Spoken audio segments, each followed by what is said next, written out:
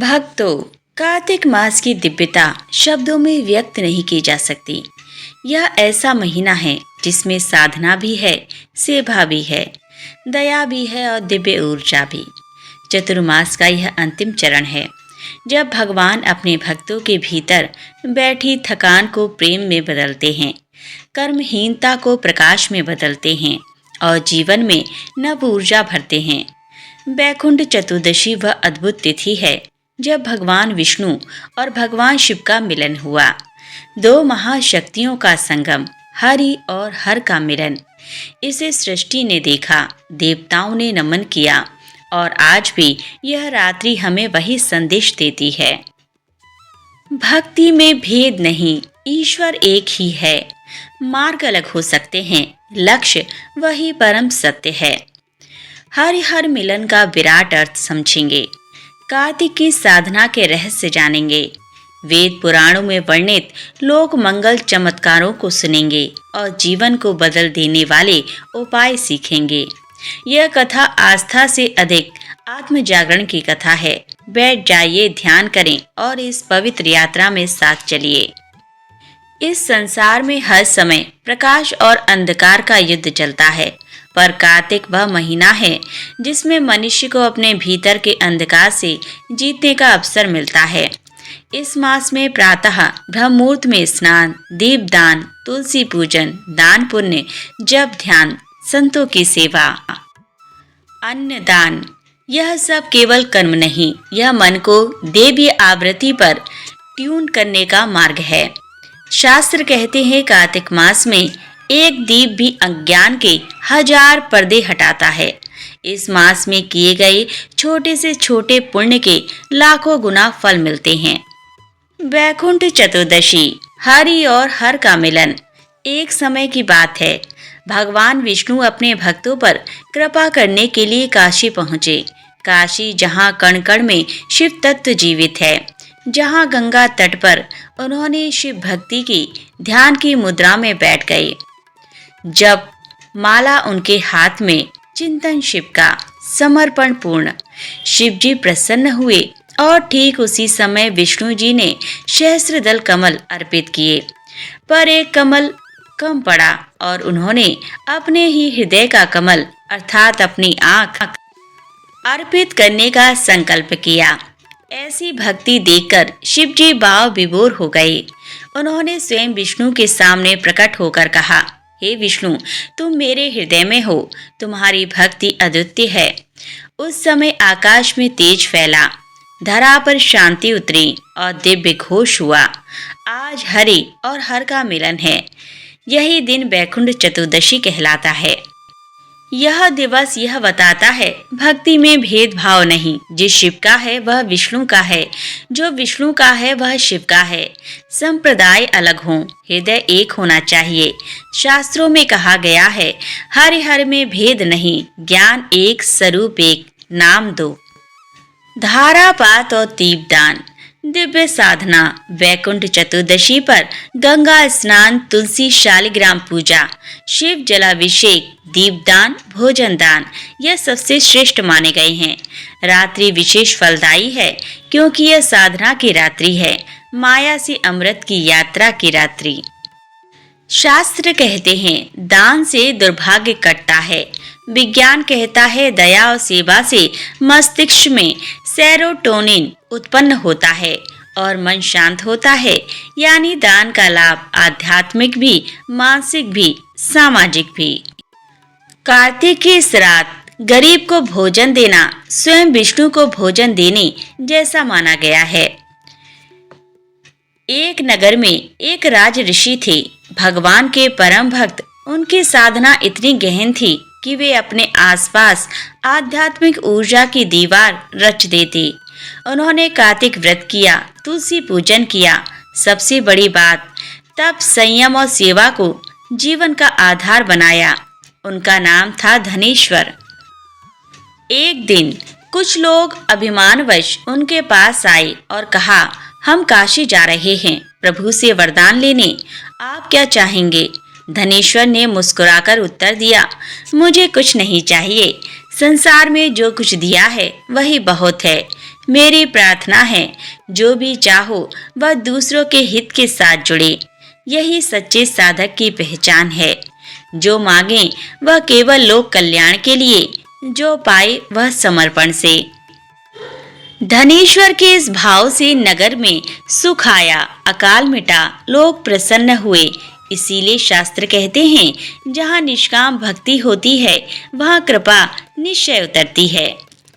रात्रि का महावत जप और ध्यान, इस रात मन ओम में डूबे। हृदय भगवान में, जीवा पर हरि नाम, मौन भीतर। एक जप, एक दीप, एक संकल्प और जीवन का पलटाव शुरू। शास्त्र कहते हैं जो कार्तिक में स्मरण करे उसका मन शांत होता है। कार्तिक भोजन मात्र भोजन नहीं, तप है। इस मास में साधक सात्विक भोजन ग्रहण करते हैं। हल्का भोजन, कम मसाले, अधिक फल और जल, संयमित व्यवहार। क्यों? क्योंकि कार्तिक शरीर नहीं, आत्मा को पोषित करने का महीना है। जैसे दिया तेल बिना सूखता है, वैसे ही मन भक्ति बिना। तुलसी माता को भगवत स्वरूप माना गया है। वह औषधि भी है, प्राण शक्ति भी है।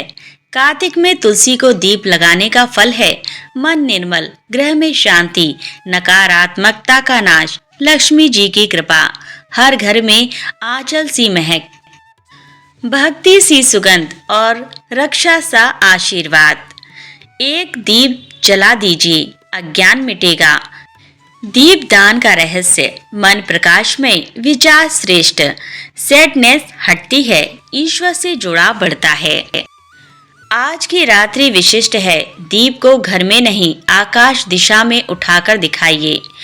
मानो कह रहे हो, हे प्रभु हमारे जीवन की राह प्रकाशमय करो।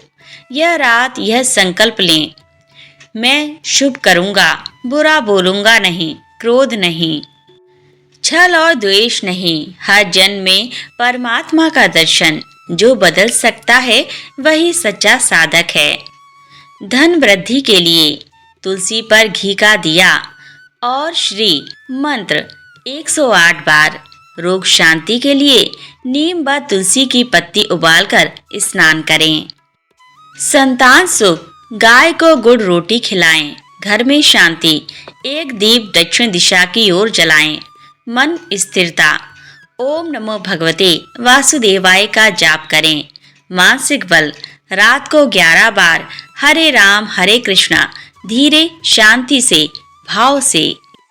वैज्ञानिक पक्ष क्यों प्रभावी? दीप की लौ मन को ध्यान अवस्था में लाती है।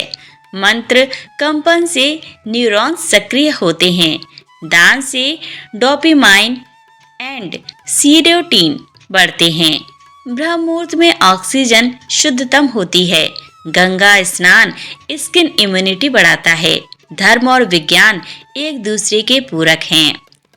वैकुंठ चतुर्दशी कहती है ईश्वर एक है, भक्ति में भेदभाव नहीं। द्वेष छोड़ो, प्रेम अपनाओ, कर्म करो, अर्पण करते रहो। सेवा ही सबसे बड़ी साधना। जो भलाई फैलाता है उसका भाग्य स्वयं खिलता है। हे प्रभु हमें सद्मार्ग दिखाओ। अहंकार, क्रोध, ईर्ष्या ना रहे। मन निर्मल हो, विचार पवित्र हो, जीवन दूसरों के लिए उपयोगी बने। हम आपकी कृपा के पात्र बने। हरि भी हमारे हैं, हर भी हमारे हैं। हम सब उसी परम का अंश हैं। आप सब पर भगवान शिव और श्री हरि की कृपा बनी रहे। हर हर महादेव। जय श्री विष्णु। हरि हर की जय। प्रिय श्रोताओं, अब हम जान लेते हैं वैकुंठ चतुर्दशी किस तारीख को है। 4 तारीख को वैकुंठ चतुर्दशी है।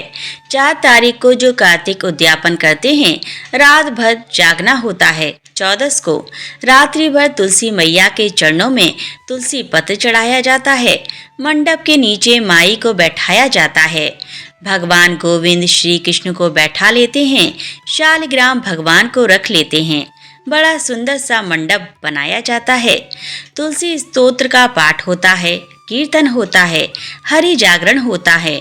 भगवान के नाम की एक ज्योत जलती है और भगवान नारायण को दिन भर चतुर्दशी को, बैकुंठ चतुर्दशी को बेलपत्र चढ़ाए जाते हैं। साल की यह पहली तिथि है जहां स्वयं महादेव भगवान नारायण को बेलपत्र चढ़ाते हैं। बैकुंठ चतुर्दशी यह तिथि बड़ी अद्भुत है। भगवान को कदम के फूल चढ़ाए जाते हैं। इस समय कदम के फूल मिल जाते हैं। इसमें आम के पेड़ की कोपलें होती हैं। यदि इस टाइम में मिल जाती हैं तो उसकी माला बना करके भगवान लक्ष्मी नारायण को पहनाई जाती है। कोपल आम की कोपल। बैकुंठ चतुर्दशी के दिन ऐसी पूजा होती है। चंदन से भगवान का अभिषेक जैसे पंचामृत से स्नान कराया जाता है, उसी प्रकार से चंदन लेपन किया जाता है। एक दिन ठाकुर जी को सब लोग अपने अपने गोपाल जी को बैकुंठ चतुर्दशी के दिन सिर्फ आंखें ही दिखाई दें, पूरा शरीर चंदन से पोत दो। लेप देना, बिल्कुल चंदन लेपन करना और ठाकुर जी को आप बेल पत्रियां चढ़ाइए। बैकुंठ चतुर्दशी आ रही है, बहुत आनंद हो जाएगा। एकादशी के दिन भगवान राजा बलि के यहाँ से आए हैं। कहते हैं प्रयाग में जहाँ त्रिवेणी है, भगवान यहीं आकर निकले। ये ग्रंथ में लिखा है कि वहाँ से भगवान बद्रीनाथ गए। बद्री विशाल और वहाँ से चतुर्दशी के दिन भगवान अपने धाम में पहुँचे। बड़े उत्सव मनाए गए, नगाड़े बजाए गए, आनंद हुआ और कार्तिक पूर्णिमा के दिन भगवान अपने देव स्थान पर विराजित हुए। देवताओं ने पूजन किया। सभी देवताओं ने भगवान नारायण और माता तुलसी का पूजन किया, वंदन किया। बहुत आनंद हुआ। यह तो सब इस कार्तिक महात्म्य में ही लिखा है। यह ग्रंथ है मेरे सामने, पद्म पुराण है। पद्म पुराण आप कार्तिक में पढ़ा करो। इसमें पूरे महीने के महात्म्य में बहुत अद्भुत अद्भुत बातें इसमें कही गई हैं। द्वादश्याम तुलसी पत्रम धात्री पत्रम तो कार्तिके लुना गच्छे निरति घरता। 25 नंबर का श्लोक है। जो मनुष्य द्वादशी के दिन तुलसी के पत्ते को तोड़ता है वह अति निंदित नरकों में जाता है, उसे कोई बचा नहीं सकता। द्वादशी के दिन तुलसी से भगवान की पूजा का महत्व, द्वादशी के दिन तुलसी पत्र खाने का महत्व है, लेकिन द्वादशी के दिन तुलसी पत्र तोड़ा नहीं जाता। मेरे प्यारे साथियों, आप सभी लोग जानते हैं कि बैकुंठ चतुर्दशी के दिन 14 दीपक जलाए जाते हैं और यह दीपक 14 मध्य रात्रि में जलाए जाते हैं और हम लोग कार्तिक के महीने में सुबह या शाम दीप दान करते हैं। पर सिर्फ बैकुंठ चतुर्दशी का ही दिन ऐसा रहता है जिस दिन मध्य रात्रि में यह दीप प्रदान किया जाता है। साथियों, इस बार बैकुंठ चतुर्दशी 4 नवंबर 2025 के दिन मनाई जाएगी और जो लोग बैकुंठ चतुर्दशी का व्रत रखते हैं वह भी इस दिन व्रत रखेंगे और इसी के साथ में इस दिन 14 दीप दान भी सभी लोग अपने अपने घरों में करेंगे। महाराज, अब हमें यह 14 दीपक कैसे तैयार करने हैं, कौन सा तेल डालना है, यह 14 दीपक कहाँ कहाँ रखना है, सारी अद्भुत जानकारी हम आपको इस वीडियो में देने वाले हैं। अगर आप लोग भी बैकुंठ चतुर्दशी के दिन यह 14 दीप दान करना चाहते हैं तो वीडियो को ध्यान से अवश्य सुने। आप लोगों को यह बैकुंठ चतुर्दशी के 14 दीपदान का फल मिल सके। मेरे प्रिय साथियों, सबसे पहले यह 14 दीपदान मध्य रात्रि में किया जाता है, जो कि बैकुंठ चतुर्दशी के दिन रात में 11 बजे से लेकर रात्रि 12:30 बजे के बीच में ही करना चाहिए और इस समय से पहले या आप शाम के समय अपने 14 दीपक तैयार करके रख सकते हैं। साथियों, अब यह 14 दीपक आपको तैयार कैसे करने हैं, पुराने दीपक लेने हैं कि नए लेने हैं, आटे के तैयार कर सकते हैं या नहीं, यह जान लेते हैं। देखिए, अगर आपके पास मिट्टी के 14 नए दीपक रखे हैं तो आप उन्हीं को इस्तेमाल करें और अगर नहीं हैं तो आप पुराने मिट्टी के दीपक धोकर भी उनका इस्तेमाल कर सकते हैं। और अगर यहाँ पर भी आपको परेशानी हो तो फिर आप लोग आटे के 14 दीपक भी तैयार कर सकते हैं, इसमें कोई परेशानी नहीं। मेरे प्रिय साथियों, अब आप लोग अपने दीपक के लिए 14 लंबी बत्ती भी तैयार कर लीजिए और यह लंबी बत्ती आप अपने हाथों से बनाकर तैयार करना। बाजार की रेडीमेड बत्ती मत लेना। अब सबसे पहले आप अपने 14 दीपक एक थाली में जमा कर लें। उसके बाद एक लंबी बत्ती सभी दीपक में रख दें। अब साथियों, इन दीपक के अंदर हमें कौन सा तेल डालना है वह सुन लीजिए। आपने जिस तेल से दीपावली के दिन दिया लगाया होगा, आप इस तेल का प्रयोग यह 14 दीपक जलाने के लिए कर सकते हैं। बाकी आप यहाँ पर शुद्ध देसी गाय का घी या सरसों के तेल से भी या नॉर्मल तेल से भी आप अपने ये दीपक को जला सकते हैं। तो आप अपने इन 14 दीपकों में तेल डाल दीजिए। अब जैसे ही आपके यह 14 दीपक तैयार हो जाते हैं, इसके बाद अपने सभी दीपक का रोली कुमकुम से तिलक कर दीजिए। साथियों, अब आप बैकुंठ चतुर्दशी के दिन मध्य रात्रि में रात 11 बजे से रात 12:30 बजे के बीच में आप अपने दीपकों को तैयार करके जला लीजिए। अब सबसे बड़ा प्रश्न यह आता है कि यह 14 दीपक हमें कहाँ पर रखना है। वैसे साथियों, ये 14 दीपक आप किसी नदी, बावड़ी या तालाब के पास में जाकर भी कर सकते हैं, पर रात्रि का समय होगा। इस वजह से आप यह दीपदान अपने ही घर में कर सकते हैं। तो अपने यह 14 दीपक आप अपने ही घर में भगवानों के पास सबसे पहले रखकर इनको जला लें और फिर आप अपने ही घर के अंदर 14 अलग अलग स्थान पर यह दीपक रख सकते हैं।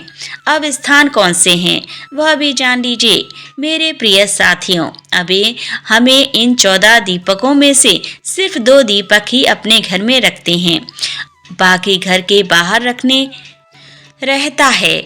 सबसे पहला दीपक आप अपने घर में पानी वाले स्थान पर या हैंड पंप के पास में या जहां से आपके घर में जल आता है उस जगह पर पहले दीपक रख दें और दूसरा दीपक तुलसी जी के पौधे के पास रख दें। बाकी के 12 दीपक अब आप अपने घर के बाहर लाइन से जमा कर रख दें।